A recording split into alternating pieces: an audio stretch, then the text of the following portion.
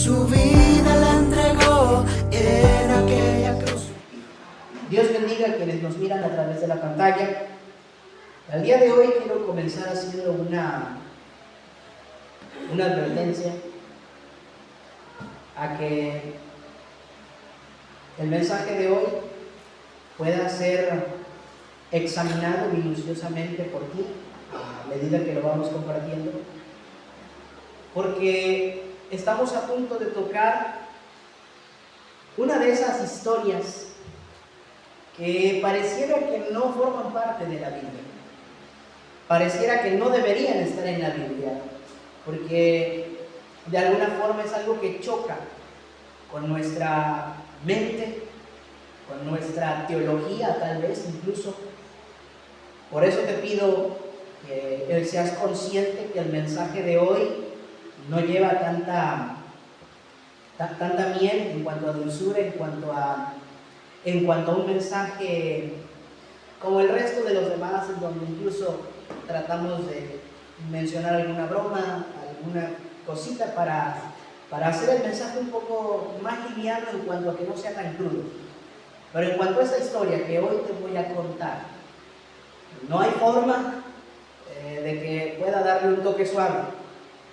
Y si lo lograra o lo intentara hacer, fallaría en el intento y no lograría el impacto que quiero que logre cada uno de nosotros. Así que la advertencia es, el mensaje de hoy va a ser crudo, por la historia cruda que vamos a ver, pero también el mensaje lleva este motivo, mi hermano, de que tú y yo, a la luz de esta historia cruda, examinemos nuestra propia historia, nuestra propia vida y la de aquellos que nos rodean, los que viven con nosotros. Dicho esto, también estoy muy seguro que al abarcar 4 puntos en esta ocasión voy a ser un poco más tardado, pero créeme que amerita, créeme que lo vale. Si amas a tu familia, creo que este mensaje vale la pena, vale tu atención desde el principio hasta su final. Así que la conclusión y la atención dependerá de cuánto amas tú a tu familia, sin importar el papel que desempeñes en ella. Seas el padre, la madre, el esposo, la esposa, el hijo, seas pequeño, seas grande. Si amas a tu familia, este mensaje es digno de ser recibido y escuchado por ti desde el principio hasta su final. Dicho esto, comenzamos ahora sí con el mensaje.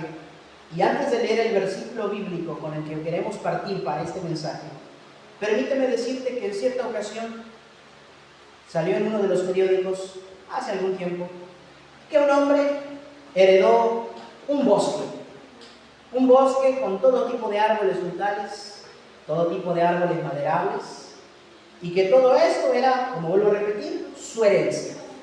En este bosque había de todo, ya era algo, un cultivo bastante grande, por eso se le atribuía un bosque, y era heredad suya. Se había vuelto heredero de esta gran propiedad que incluía diversos árboles frutales, maderables, y todo era suyo, todo, absolutamente todo lo que estaba en ese bosque. Y únicamente tenía 2 opciones. La primera era consumir absolutamente todo. Derribar los árboles maderables, cortar todos los árboles frutales o cosecharlos absolutamente todos, dejar de cuidarlos, tal vez vender todo el bosque o venderlo por partes y hacerse millonario, a tal punto que el bosque, en algún caso, quedara sin nada de árboles, sin nada de fruto y que a sus hijos le entregara pura tierra seca. O bien, la segunda opción, administrarlo con sabiduría. Tomar solo lo necesario para su sustento, cuidar los árboles que ya estaban en fase de producción, comenzar a sembrar nuevos árboles, cuidar de la tierra, quitar todo aquello que pueda ser dañino, como plagas y todo este tipo de cosas que afectan a los árboles y a su producción. Entonces, solamente tenía 2 opciones. Si tú fueras esa persona, independientemente de hombre o mujer, ¿cuál sería la opción que tú elegirías? ¿Consumirlo todo, gastarlo todo de manera desmedida y no dejar nada para las generaciones futuras? ¿O administrarlo con sabiduría, servirte y suplir tus necesidades de esta herencia que te han dado, y tratar de cultivar y dejar un legado para el futuro. Toma en cuenta que este bosque que se heredó, la persona que lo heredó no trabajó ese bosque. Cuando él llegó, los árboles ya estaban, el fruto ya estaba, el trabajo difícil ya estaba. Él no hizo nada para ser acreedor a esta herencia. Pero a partir de aquí, tiene toda la responsabilidad de que la herencia pueda llegar a su siguiente generación o que él sea el último en disfrutarla. Es una gran decisión complicada. Y aunque tú y yo, tal vez no hemos de heredar un bosque como tal, literal, de árboles frutales y maderables, sí hemos heredado algo que depende de nosotros cultivar, que depende de nosotros el hacer que vaya hacia un buen camino, hacia un buen punto, hacia una buena dirección, o en su lugar, dejar que todo se desmorone y no dejar nada para las siguientes generaciones. Nuestra familia es como un bosque que nos ha sido heredado, que nos ha sido dado. Ninguno de nosotros seleccionó a qué padres quería. Cuando tuvo uso de razón, conoció quién era mamá, conoció quién era papá, y ellos ya venían de cajón en tu vida. De ahí viniste. Es una herencia, tú no hiciste nada para poder nacer entre esta familia que hoy te acoge, que hoy te da un lugar en donde pasar, en donde vivir. Pero de igual forma, es importante que entendamos que este gran bosque familiar tiene valores, tiene ejemplos, tiene principios, tiene muy buenas referencias y que este bosque familiar está lleno de muchos tesoros invaluables. Creo yo que tú admiras y tú quieres mucho a tu familia, los respetas, tienes ejemplos buenos a seguir en algunos familiares, pero si bien es cierto, también hay árboles con problemas. También hay árboles que están dando un fruto malo, un ejemplo malo. Y ciertamente, no toda la familia a veces es unida. Es interesante cómo en nuestro bosque familiar a veces se encuentra dividido por varias hectáreas. Y a veces no nos tomamos el tiempo de revisar cada una de esas hectáreas. Estoy metiéndome mucho en la analogía del bosque, pero el punto es, nuestra familia es algo que hemos heredado, algo que hemos recibido de Dios. Los padres han recibido a los hijos y la Biblia dice, herencia de Jehová son los hijos. Los hijos, tenemos a los padres que nos han cuidado, que nos han criado, que nos han logrado ayudar para convertirnos en lo que somos ahora y para seguir caminando con ellos hasta donde Dios lo permita. Dios nos dio a nuestros padres, Dios te dio a tus hijos, Dios te dio a tu cónyuge. Nada de ello fue por tu propio capricho o por tu mera voluntad. Sí, te enamoraste de cierta persona, a su debido tiempo te casaste, pero fue Dios quien estableció y unió los lazos para que todo esto llegara a ser una familia. Pero en muchas ocasiones, mis hermanos, nuestra familia puede llegar a ser difícil. Lograr que el bosque siga unido, lograr que el bosque esté sano y libre de plagas, libre de malos árboles, libre de malos frutos, es algo complicado, pues somos seres humanos. Ninguno de nosotros puede decir, yo tengo a la familia perfecta, ninguno. Todos podríamos decir que en alguna parte de nuestra vida hemos experimentado que tenemos una familia difícil. Nos guste o no, amamos a nuestra familia, sí, pero nos guste o no, hay que ser brutalmente honestos y sinceros. En ocasiones, nuestra familia es difícil. Y si tú crees que tu familia es difícil, espérate a que veamos la historia de hoy de una familia verdaderamente difícil. Pero, si bien es cierto que todas las familias son difíciles, son complejas, son complicadas, y que la familia perfecta no existe, hay algo importante que tú y yo debemos entender. Hay cosas que tú y yo no debemos hacer. Y de esa forma, al no hacer esas cosas, la familia podrá ser un poco más saludable. Por eso, mis hermanos, A medida que yo te cuento esta historia que hoy vamos a analizar, quiero que tú y yo veamos las cosas que no debemos hacer en nuestra familia. Voy a repetir eso. Lo que hoy vamos a aprender son las cosas que no debemos hacer en nuestra familia, si es que queremos que nuestra familia sea saludable. Esto a nivel personal, o sea, tu familia, tus consanguíneos, pero a nivel general, como iglesia. De una u otra forma, Efesios capítulo 2, versos 18 a 19, nos afirma que ahora tú y yo estamos en la familia de Dios. Tú y yo somos una familia como congregación. Y tristemente no estamos exentos de ser una familia difícil. Así que como familia consanguínea, la familia es difícil. Y como familia en Cristo, la familia puede llegar a ser difícil. Por eso, para que al menos sea un poco más saludable, acorde al consejo de las Escrituras, a través de la historia que hoy vamos a leer, o que tú vas a escuchar y que yo te voy a contar, vamos a aprender las cosas que no debemos hacer en nuestra familia. ¿Cuáles son esas cosas? Para este mensaje te traigo 4 cosas que no debemos hacer en nuestra familia, en nuestra iglesia. Y dicho esto, quiero que tú me acompañes comenzando esta historia leyendo el versículo 30. El segundo libro de Samuel, capítulo 15, versículo 30. Vamos a comenzar nuestra historia aquí.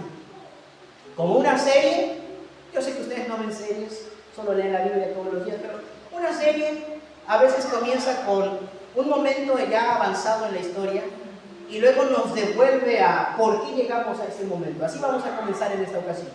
Vamos a ir a un punto avanzado en la historia y después nos vamos a regresar para saber por qué empezamos en este punto. El segundo libro de Samuel, capítulo 15, versículo 30. ¿Tenemos la cita bíblica? Muy bien, así comienza nuestra historia, así comienza nuestra serie. Imagínense esta escena, dice la Escritura. Y David subió la cuesta de los olivos y la subió llorando, llevando la cabeza cubierta y los pies descalzos. También todo el pueblo que tenía consigo cubrió cada uno su cabeza e iban llorando mientras subían. Hasta ahí nos detenemos. Así comienza el primer episodio de nuestra serie. El rey, el hombre, que es el único que goza de la descripción de parte de Dios mismo, de alguien conforme a mi corazón. El matagigantes, el mejor rey que Israel ha tenido, que logró unificar a las tribus, que logró establecer una ciudad capital, Jerusalén, que logró establecer los fundamentos para que su hijo lograra construir el primer templo para adorar a Dios. Ese mismo David, ese del que tanto hemos hablado, ese del que siempre lo reconocemos, que cuando estaba jovencito, adolescente, mató a un gigante con la ayuda de Dios. Ese es nuestro protagonista. Pero hoy no lo vemos victorioso. Hoy no lleva su corona. Hoy no lleva un atuendo real. Hoy no está feliz. La Biblia lo describe y nuestra serie lo introduce. Imagínate esa escena. Subiendo descalzo por la cuesta de los olivos. Cuando una persona anda descalza, es señal de que no se preparó bien para la salida. Salió a prisa. Además de esto, parece que lleva luto. Está triste. La ceniza en su cabeza y el llanto excesivo, los clamores tanto de él como de todo el pueblo que lo sigue, nos dan a entender que esta situación no es muy alentadora, que digamos. Pero ¿cómo llegó a esta escena? ¿Cómo llegó a este punto el rey David?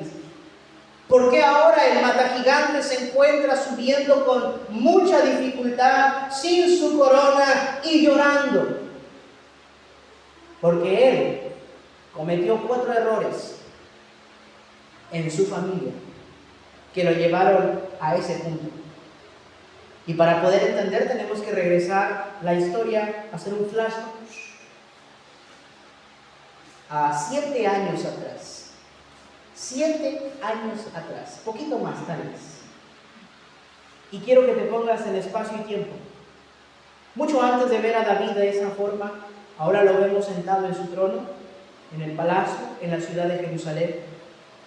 Y a partir de aquí yo te voy a contar la historia de 6 capítulos de este libro.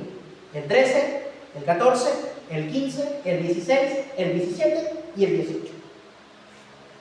7 años se ven reflejados en estos capítulos. Y todo comienza del capítulo 13. Y la escena que vemos es esta. Uno de los hijos del rey David, llamado Amnón. Amnón tiene una emoción enfermiza que comparte con un amigo y le dice: amigo, Jonadab, estoy frustrado, no sé qué hacer. ¿Por qué?, le pregunta a su amigo. Es que estoy enamorado de mi media hermana. Tamar es muy hermosa y me gustaría poder hacer más cosas, pero no puedo. Primera, porque ella es una doncella virgen pura. Tendría muchos problemas si yo hiciera eso. Pero la otra es que eso no me importa mucho. Me gustaría hacerlo, pero no sé cómo. Ah, muy sencillo, le dice su amigo. Finge que vas a estar enfermo, finge que estás enfermo y quédate en tu cama acostado. Finge que no puedes pararte, que no puedes hacer nada por ti mismo. Cuando tu padre el rey vaya a verte a tus aposentos, a tu habitación, entonces dile lo siguiente: ah, rey mío, padre mío, te ruego que envíes a mi hermana Tamar para que pueda cocinarme algo aquí, personalmente, en lo privado, en mi habitación, y que yo pueda comer de su mano. Eso es lo que tienes que decir, y el rey te va a ayudar. Así que Amnón le hizo caso al consejo de su malévolo amigo y hizo lo que él le dijo.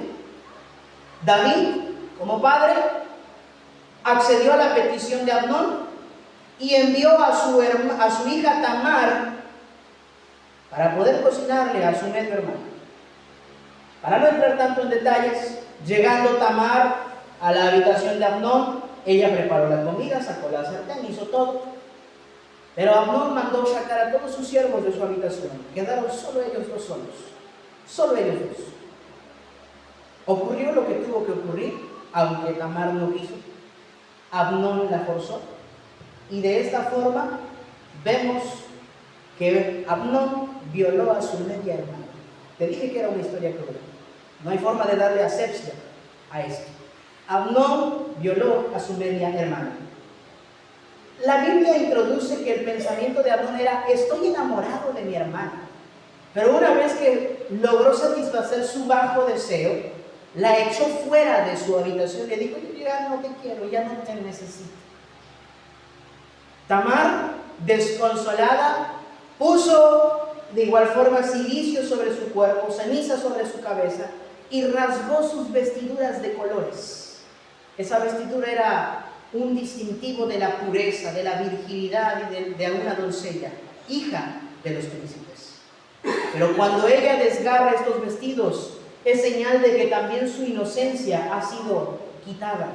Es señal de que todo sueño y todo plan que ella pudo haber tenido, siendo apenas una niña, fue quitado. Porque cuando ocurría este tipo de cosas a una mujer en el mundo antiguo, era muy difícil que lograra casarse, era muy difícil que la tomaran como esposa, era muy difícil seguir con la vida tal cual se tenía planeada. Ella continuó, llorando, desconsolada, gritando, todos se enteraron. Y Absalón, otro de los hijos de David, hermano de Tamar, hermano biológico completamente, se dio cuenta de lo que ocurrió y consoló a su hermana y la dejó quedarse en su casa durante un muy buen tiempo. Ahora, la Escritura nos permite saber, en el segundo libro de Samuel, capítulo 13, en el versículo 21, que cuando la noticia llega a oídos de David, esto es lo que hace. Segundo libro de Samuel 12:21 dice: y luego que el rey David oyó todo esto, se enojó mucho. Fin. Fue todo. ¿Sí? Ok. Repasemos la situación. Amnón le mintió a su padre, diciendo que estaba enfermo, todo para lograr sus fines. Tamar ha sido abusada. Lo lógico que creo que todos los padres aquí presentes esperarían de un padre sería buscar hacer justicia a su hija. Acaba de ser abusada sin importar que sea su medio hermano.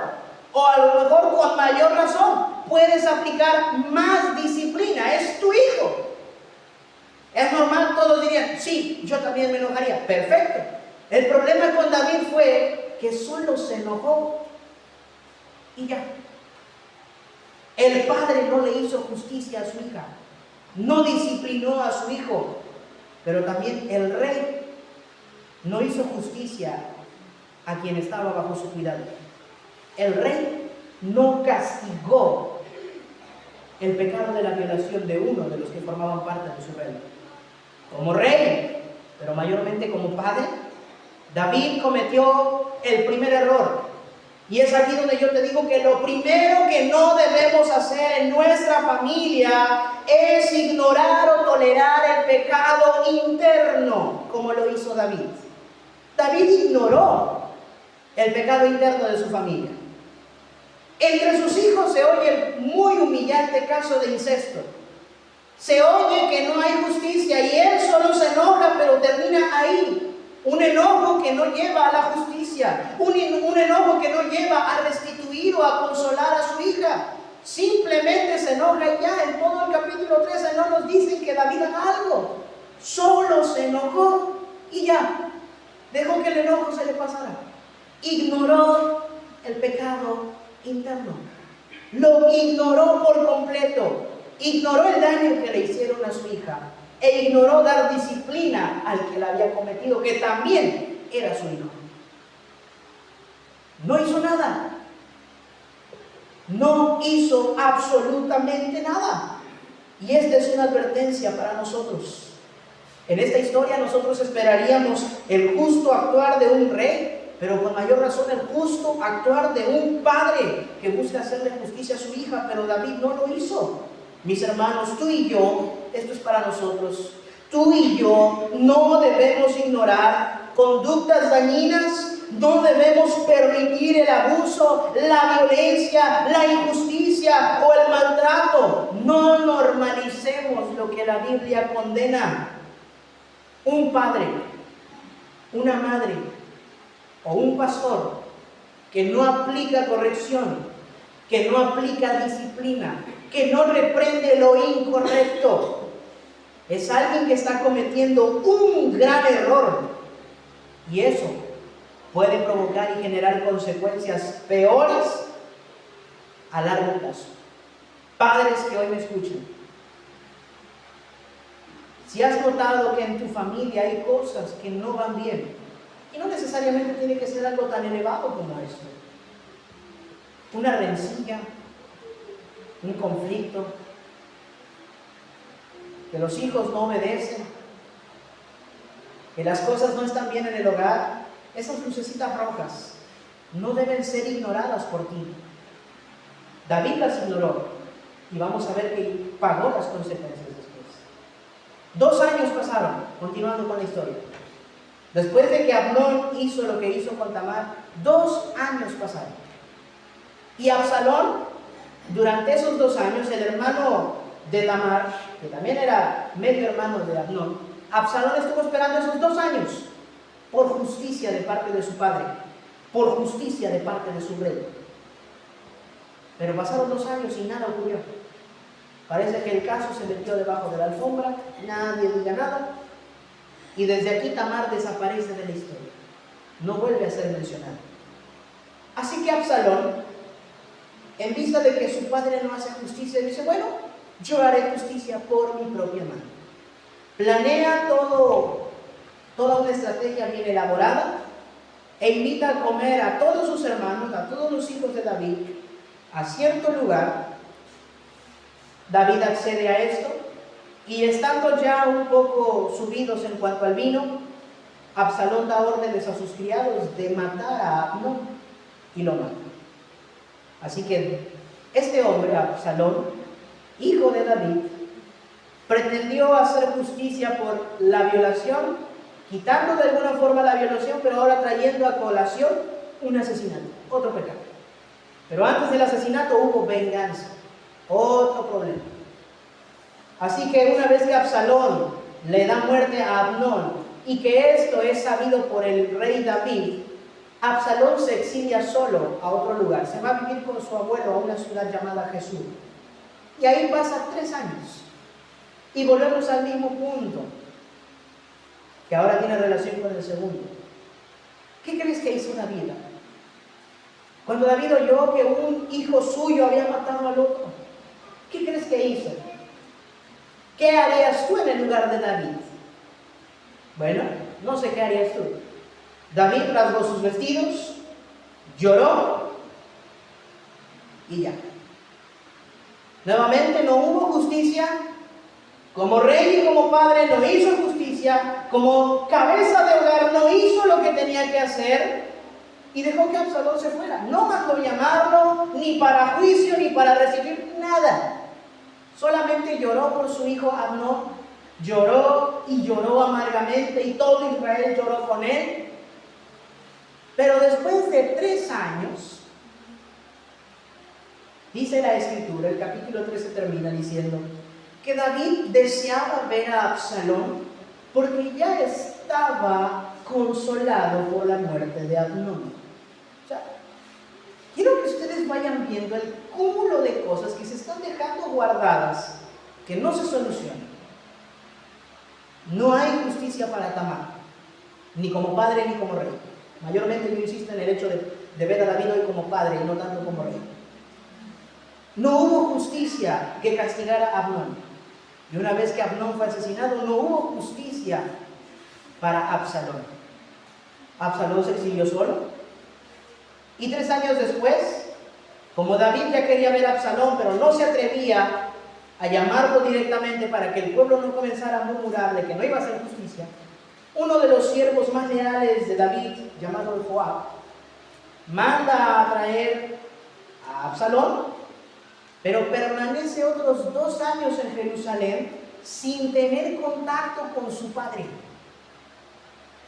Los 2 años que ocurrieron entre lo ocurrido con Tamar y en la muerte de Amnón, más los 3 años de exilio en Jesús, dan 5. Después de 3 años, Absalón regresa a Jerusalén, pero pasan otros 2 años sin verse. Padre e hijo no se ven. Llevan 5 años sin verse. Hay heridas que no han sido restauradas. Hay una conversación que no se ha tenido. Una conversación difícil, sí, pero no se ha tenido y era necesario que se tuviera, pero no lo hubo. 5 años pasaron. David no vio a Absalón, aunque tenía deseos de verlo. Y Absalón también quería ver a su padre. Así que, para no entrar tanto en detalles, hace una estrategia con uno de los campos de Joab para que Joab vaya a verlo a su casa y pueda llevarlo hasta donde está el rey. Pero es aquí donde quiero comentarte lo siguiente, mi querido hermano, mi querida hermana. Lo segundo que tú y yo no debemos hacer es ejercer una autoridad pasiva en nuestra familia. Va de la mano con el primer punto. El primer punto es: no ignores el pecado interno, lo que está mal dentro de tu familia. Pero en segundo lugar, además de no ignorarlo, no ejerzas una autoridad pasiva. Si tú permites que el pecado, que lo malo empiece a escalar y a escalar y a escalar, un día se te va a salir de las manos. Y cuando lo quieras controlar ya no va a ser posible. Un día vas a querer controlar al que hoy te empieza a decir no quiero hacer nada. Y mañana va a ser algo peor. Hoy por querer tratar de evitar una discusión, cuando digo discusión hablo de una conversación incómoda que no quisiéramos tener, por querer evitar una discusión incómoda hoy, mañana no vamos a poder evitar un debate que termine en una rencilla peor. Si tú como padre estás ejerciendo una autoridad pasiva sobre tu hogar, sobre tu familia, creo que ya puedes darte cuenta de por dónde va la vida y la situación familiar de David, por ignorar el pecado interno en su familia y por ser una autoridad pasiva. Como rey, como soldado, como hombre de guerra, como salmista y adorador, David es lo máximo. Israel cantaba, Saúl mató a 1000 y David a sus 10,000. Pero cuando vemos el lado de David como padre, creo que este gran hombre nos puede quedar mucho a deber. Demasiado hasta ese punto. Pero bueno, te decía que el segundo error o la segunda cosa que no debemos hacer en nuestra familia es ejercer una autoridad pasiva. Siguiendo con la historia, ya que han pasado 7 años desde el primer suceso, 5 desde el asesinato de Amnón y 2 desde que Absalón regresó a Jerusalén, logran concertar una reunión para que el rey y su hijo puedan verse. Y lo que ocurre ahí aparentemente es una reconciliación. El segundo libro de Samuel, en el capítulo 14, verso 33, nos dice que Joab llevó al rey, o llevó a Absalón a ver al rey, y cuando ellos dos estuvieron juntos, cuando ellos se reunieron, Absalón, cuando vio al rey, inclinó su rostro a tierra, y delante del rey y delante de toda la sala de la corte agarró a su padre y lo besó. Absalón besó a su padre. Absalón le dio un beso en la mejilla a su papá, a David, y eran 2 años que no se veían. Y tú dirás, bueno, ahora yo creo que viene el capítulo donde se van a poner a hablar, van a hablar largo y tendido de lo que ha pasado, van a sanar sus heridas, se van a reconciliar por completo. No, Absalón besó a David, se acabó el asunto. Y en el capítulo 15, una vez que supuestamente ha ocurrido una reconciliación, vemos que de parte de Absalón, lejos de haber un perdón hacia su padre, o una reconciliación hacia su padre, en su corazón ya había el deseo de quitarlo, de hacerlo a un lado.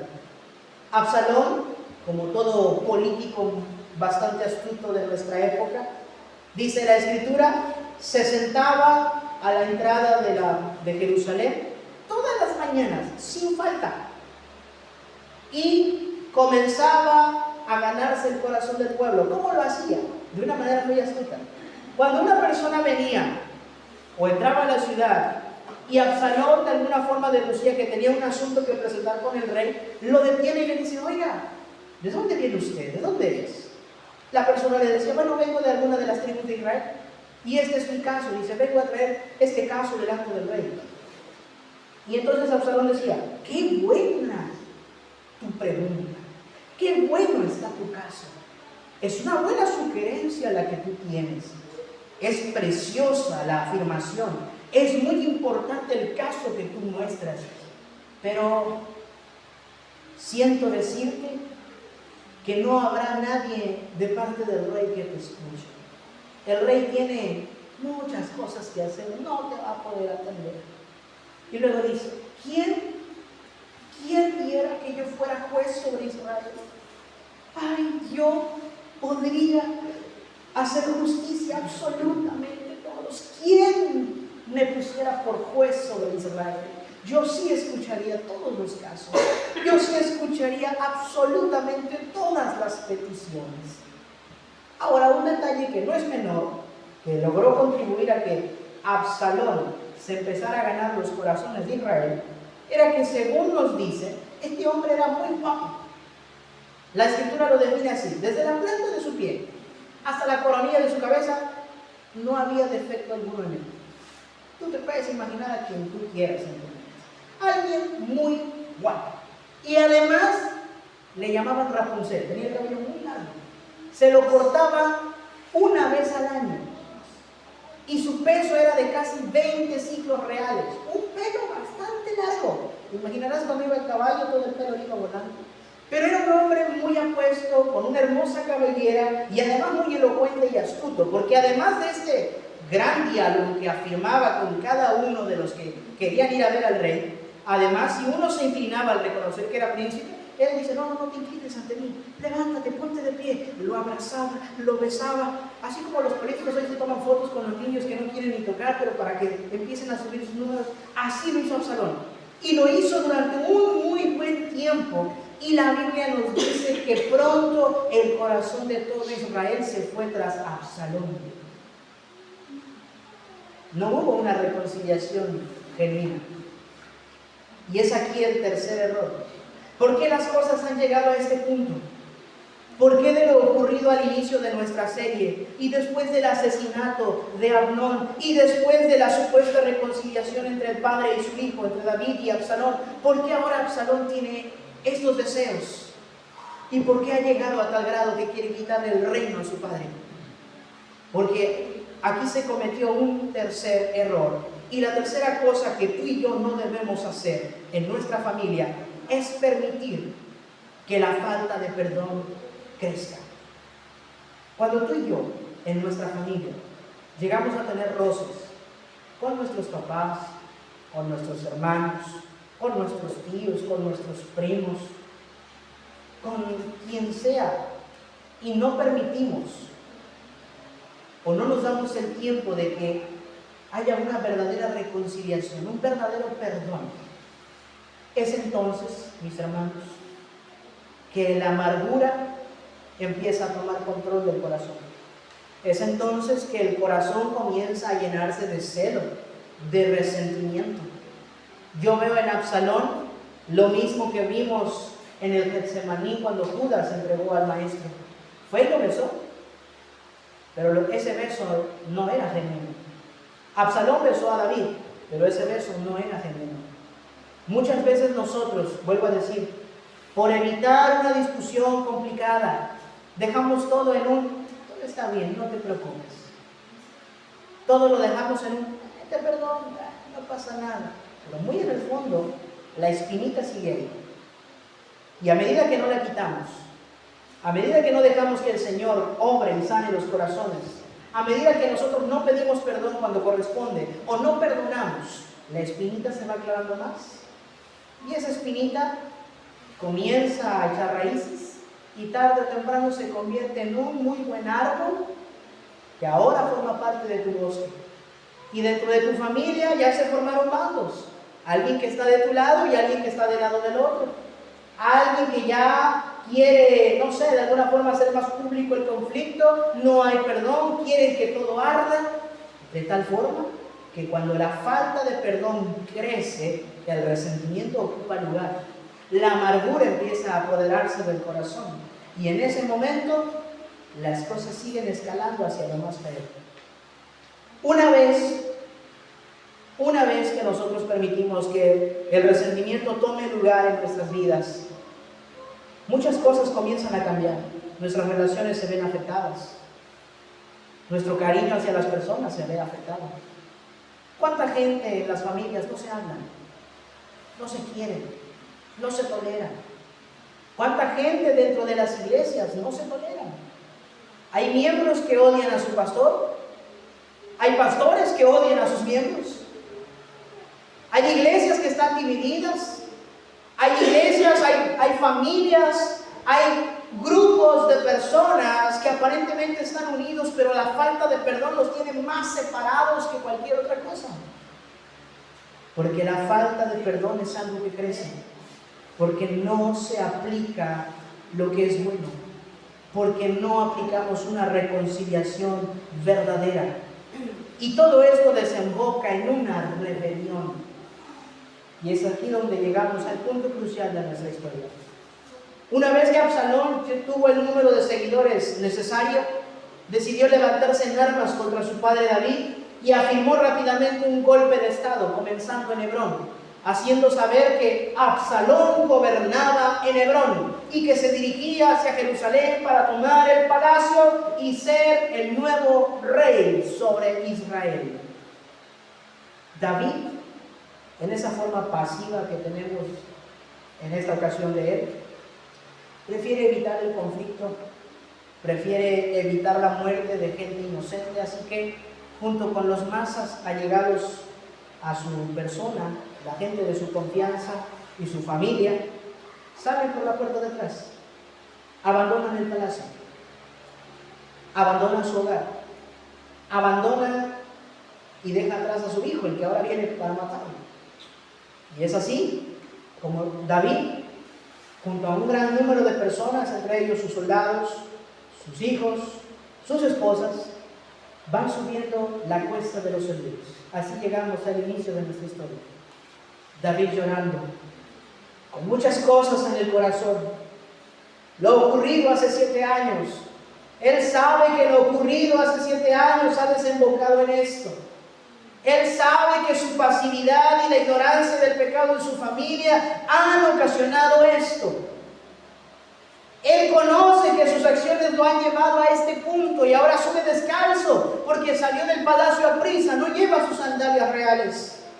Hoy no viste su corona, hoy no la luce. Muchos de nosotros nos podríamos encontrar en esa misma situación, con una familia dividida, con hijos rebeldes que ya no sabemos cómo controlar, con un hogar en donde lejos de haber paz, hay espada, hay palabras que hieren, y la reconciliación parece ser cada vez más imposible, más difícil. Es aquí, mis hermanos, donde vemos que Absalón dividió el reino, dividió a la familia, deshonró a su padre y aún buscaba acabar con la vida de David. Así que después de un tiempo que David estuvo fuera, viviendo en los vados del desierto, pasando el Jordán, llegó el momento de la batalla crítica, de la batalla clave. Los que iban de parte de Absalón se llegaron al valle de Efraín, y los que iban de parte de David también llegaron a ese lugar, y ahí se libró la batalla. 20.000 personas murieron ese día a causa de este conflicto familiar que escaló a lo político. 20.000 personas.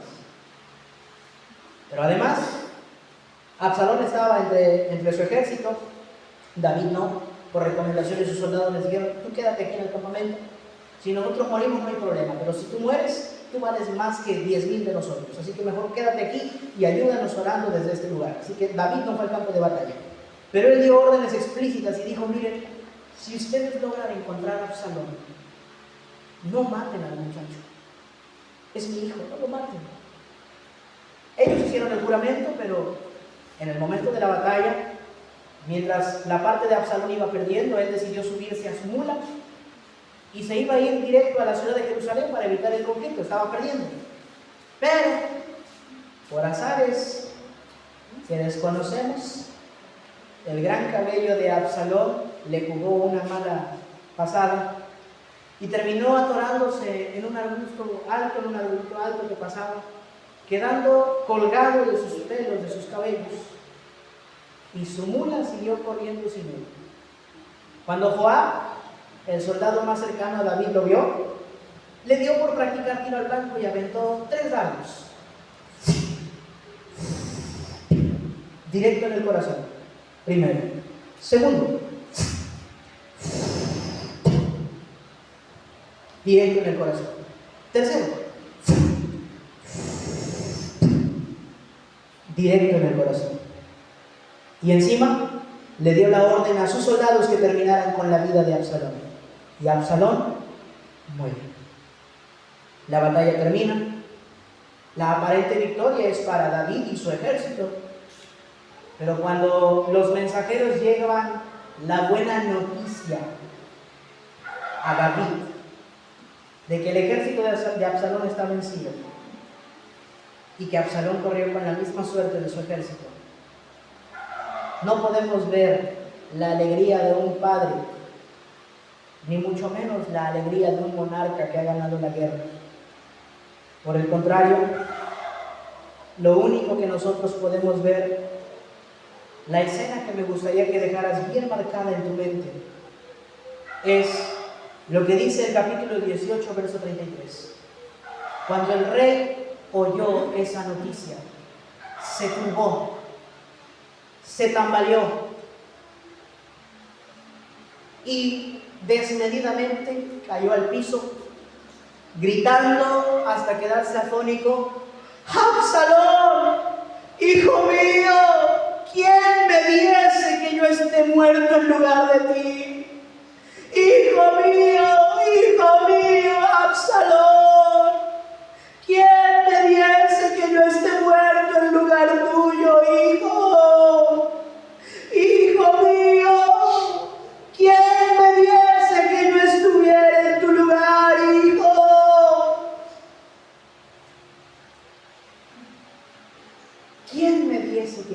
quieren tu lugar como David. Esto nos muestra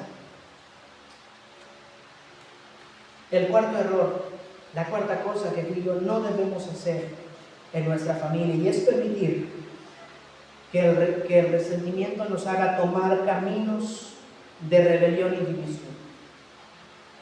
Absalón se rebeló porque no vio justicia, no vio autoridad en su padre. Absalón estaba dispuesto a matar a su padre, le había perdido todo respeto. Como rey y como padre le había perdido todo respeto. Ya no respetaba ni su autoridad, ni su reinado, pues lo quería quitar. Un hecho aberrante es que para probar que odiaba a su padre, sigue el consejo de uno de sus consejeros y termina acostándose con las 10 concubinas que eran de su padre, para probarle a Israel que realmente odiaba a David. Hablo de Absalón. Pero David aún guardaba en su corazón ese amor de padre que nunca se va a olvidar que lo dio. La espada nunca se apartó de la casa y de la familia de David. Bien es cierto, fue una sentencia, fue un castigo de parte de Dios por el pecado que cometió con Betsabé.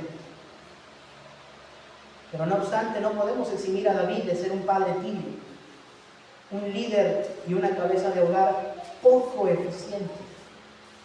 Vuelvo a repetir, David como rey fue excelente. Es la referencia de los reyes de Israel. David como salmista, como adorador, es excelente. La mayoría de los salmos que tenemos en la Biblia fueron escritos por él. David es el único hombre que cuenta con la descripción de Dios de alguien conforme a mi corazón. E incluso Jesucristo recibe el título Hijo de David. Yo no pongo en tela de juicio el reinado de David, pero quiero que veamos que la historia, la Biblia, nos muestra a nuestros héroes de una forma muy real. David, por muy buen rey, por el matagigantes que fuera, seguía siendo un hombre como tú y como yo, y como padre tuvo muchas deficiencias. Algunos de ustedes podrían decir que es como David, o tal vez peor. Hoy, mis hermanos, la historia de David y de su familia es una advertencia para nosotros y para nuestra familia, para nosotros y nuestra iglesia local. Si permitimos, mis hermanos, si nosotros permitimos y nos damos la oportunidad de ignorar el pecado, lo malo que ocurre dentro, si nosotros somos autoridades pasivas y no hacemos justicia, no disciplinamos, si nosotros no damos una buena y sana reconciliación, entonces vamos a terminar en la rebelión. Lo que le sucedió a David nos va a suceder a nosotros, le va a suceder a nuestra familia. Por eso estas 4 cosas son cosas que tú y yo no debemos hacer. Si hay algún problema entre nosotros, es momento de reconciliarnos. Si hay algún problema que tiene 7 o más años, como en el caso de David y Absalón, es tiempo de que tú lo hables. No permitas que la situación ascienda a más. Tal vez pensamos que con dejar de hablarle a la persona, tal vez pensamos que con simular una sonrisa todo está bien, pero ya vimos que no. Ese beso traicionero ocultaba la futura rebelión de un hijo contra su padre, de un siervo contra su reino. Mis hermanos, así como el hombre que heredó el bosque puede dejar tierra seca o un bosque abundante, tú también estás cultivando algo para los que vienen después de ti. Pero la pregunta es, ¿qué dejarás en tu bosque a las próximas generaciones? ¿Qué ejemplo le estás dando a los que siguen tus pasos? ¿Qué ejemplo le estás dando a los que siguen tus pasos? ¿Dejarás árboles de valor, de un buen ejemplo a seguir? ¿O en su lugar dejas árboles muy bien plantados de problemas, de rencillas pasadas, de rencores, de divisiones, de disensiones, de hipocresía, que también ya están agarrando muy buena profundidad? Y ese bosque se lo vas a heredar a los tuyos. ¿Qué es lo que estás cultivando en tu bosque? Quito la alegoría y ya soy más directo. ¿Qué es lo que estás plantando y sembrando en tu familia? ¿Qué es lo que le vas a dejar a tus hijos como legado? ¿Qué es lo que tus hijos porque escucharnos es muy sencillo. Decir las cosas que se tienen que hacer es muy sencillo, pero que nos vean haciéndolas es muy diferente. Que nos vean haciéndolas es muy diferente. Por eso es importante que hoy tú te hagas esa pregunta: ¿qué familia quiero dejar para el futuro? Y en una licencia un poco más permisible para mí, me gustaría que también te hicieras la pregunta: ¿qué iglesia quiero dejar para el futuro? Esta es tu iglesia. ¿Qué iglesia quieres formar para el futuro? ¿Qué estás haciendo para que la iglesia pueda ser buena para el futuro? Tal vez no va a haber hijos tuyos a futuro, pero sí va a haber futuras generaciones en esta iglesia. ¿Qué estás dejando? ¿Con qué estás contribuyendo, sea bueno o sea malo, para la formación de esta iglesia? Este es el bosque que tú tienes, tu familia, tu iglesia. Hoy has aprendido 4 cosas que no debes hacer. David fue un hombre conforme al corazón de Dios, y con eso termino. Pero no fue ni un rey perfecto, ni un padre perfecto. Por esa misma razón, nosotros necesitamos a un rey perfecto y a un padre perfecto, a un padre mayor que David. Y lo vamos a encontrar únicamente en Jesucristo, únicamente en Él. Cristo vino a confrontar el pecado, no a encubrirlo. Cristo vino a sanar las heridas profundas, no a dejarlas abiertas. Cristo vino a dar disciplina en amor, no pasividad dañina. Nuestro Señor Jesucristo vino a reconciliar genuinamente, no de una manera superficial. Nuestro Señor Jesucristo vino a guiar el corazón, no a manipularlo. Y por último, nuestro Señor Jesucristo vino a unificar, no a dividir. Vino a restaurar familias, no a dividirlas. Por eso, hoy es tiempo de sembrar. Hoy es tiempo de sanar. Hoy es tiempo de reconciliar. Hoy es tiempo de darle a Cristo el control de nuestra familia, para que el ejemplo de David, de la familia de David, no se repita en ninguno de nosotros. Entrégale el control de tu familia a Cristo. Declárate totalmente incompetente, porque puedo decir que muchos somos como David, o peores, pasivos. Ignoramos el pecado, no nos reconciliamos como debe ser, y cuando vemos las consecuencias a veces huimos, no confrontamos esas consecuencias, huimos por la puerta de atrás, según nosotros, para evitar un conflicto. Luego nos podemos llegar a lamentar como David y postrarnos en tierra y llorar por nuestra familia como lo hizo David, pero ya Absalón había partido, la rebelión ya se había consumado. El pecado había dado a luz la muerte. No permitas que tu familia vaya por la misma senda. No permitas que tu iglesia vaya por la misma senda. Te invito a ponerte. Vamos a orar en esta hora. Que Dios tome el control de nuestra familia. Padre Celestial, esta es tu palabra, Dios. En ella podemos conocerte. En ella, Dios eterno, tenemos la capacidad, Dios bendito, de poder glorificarte, de poder, Dios mío, a sí mismo comprender la enseñanza que tienes para nosotros. Mi Dios eterno, todos aquí, creo yo, aman a sus familias, parientes lejanos, parientes cercanos. Por eso hoy te pido que a todos les ayudes a evitar cometer estas 4 cosas en su familia. Y también estoy persuadido, Señor, que aman a la iglesia, que aman a sus hermanos en Cristo. Por eso también te pido que les ayudes a evitar estas 4 cosas dentro de la iglesia local. Ayúdanos a no ignorar el pecado interno. Ayúdanos a no ser autoridades pasivas. Ayúdanos a no dejar que la falta de perdón crezca en nosotros. Y ayúdanos, mi Dios, a no permitir o a no tomar caminos de rebelión y de división. Quita, Dios mío, todo lo malo de nosotros. Y por encima de todo, Señor, trae ese espíritu maravilloso que otorga paz, unidad, que otorga, Señor, amor y tolerancia, para que nos toleremos los unos a los otros. para que nos soportemos los unos a los otros. Nuestras familias son difíciles, Señor, pero Cristo vino a unificar, Cristo vino a unir, mi Dios. Ayúdanos, Padre, a que nuestras familias estén en tus manos. Toma mi vida y toma a mi familia.